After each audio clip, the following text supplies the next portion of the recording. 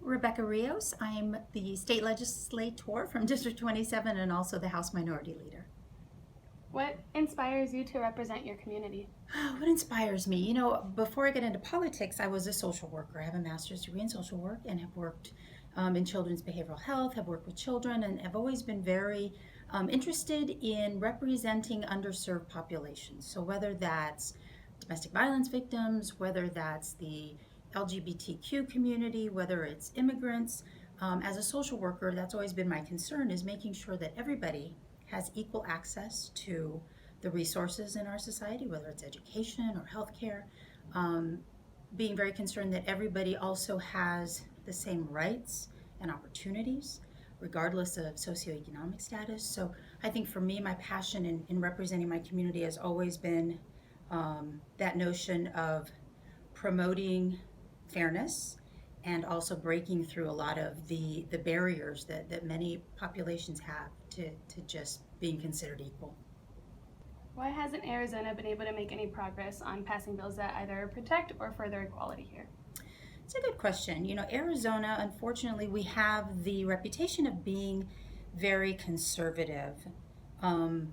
But I don't think the actual state, the population, the people are as conservative as the legislature. And unfortunately, the way the districts are gerrymandered, we end up with a really conservative legislature. And over the last 2-3 decades, we've been controlled by a very conservative Republican majority. The House, the Senate, as well as for the most part, the governor's office. And the folks that get sent to the legislature oftentimes are the extreme right and the extreme left, because who shows up to vote in primary elections are those party faithful, and it tends to be the extremes on both sides. Most of the districts favor Republicans, so what ends up happening is you have a lot of folks here that were elected by Tea Party constituencies or other very conservative constituencies. Rural Arizona tends to be more conservative as well. So at the end of the day, the types of laws that you get out of this body are going to depend on the types of people sitting around the table. And unfortunately, it's still dominated by older conservative Republicans. A lot of them appear to be very, the way they legislate oftentimes is dominated by their religion and their upbringing. And you know, granted, I think the way I legislate is also dominated by the way I was brought up, but it's a very different upbringing. So I think that the problem is that we have districts that are gerrymandered so that you have primarily one party that controls it. The majority of those districts are controlled by Republicans. Conservative Republicans show up to vote for conservative Republicans, and that's why we end up with a legislature that's been very hard pressed to acknowledge that there is more to Arizona than just, you know, the average Anglo-Arizonan. We have, you know, a very diverse population with 22 tribes. We have 30% of our population that is Latino, but yet you have a legislature, unfortunately, that does not represent those demographics. We have more Latinos than usual. We have about 17 Democrats and 2 Republicans, so we've got, you know, 19, but if we were truly at parity, we'd have 30.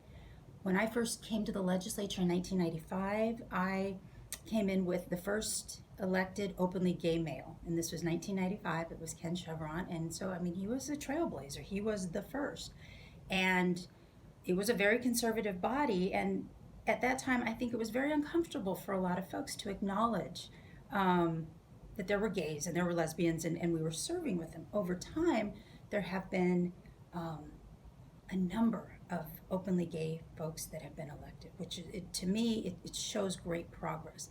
I mean, within our Democratic caucus in the House, I think we have at least 3 openly gay males. I mean, that's huge when you consider, you know, our first openly gay male didn't come till 1995. So I think over time we'll make progress. What I see is a lot of hope in our youth, because I mean, I have a 12-year-old daughter, and when I bring up issues or we talk about the news, whether it has to do with LGBTQ issues, and especially those issues, she kind of gives me this, what's the big deal? I don't get it. And that warms my heart, because I realize we're making progress with the youth. You know, a lot of these older folks, it's probably a lost cause. You're not going to change the way that they view the world. But with the younger people, I think we will. And so there's, I think, a lot of hope we're going to make a lot of progress over time and eventually see a much more progressive legislature because we're going to see a much more diverse and inclusive legislature. This legislature, my caucus has 25 members, 13 of them are brand new freshmen. And easily half of those are under 30.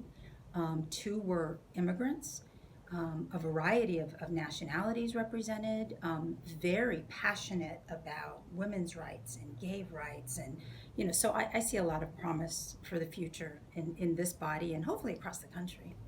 And even though you've been in office for a while, what have you learned from this session in particular?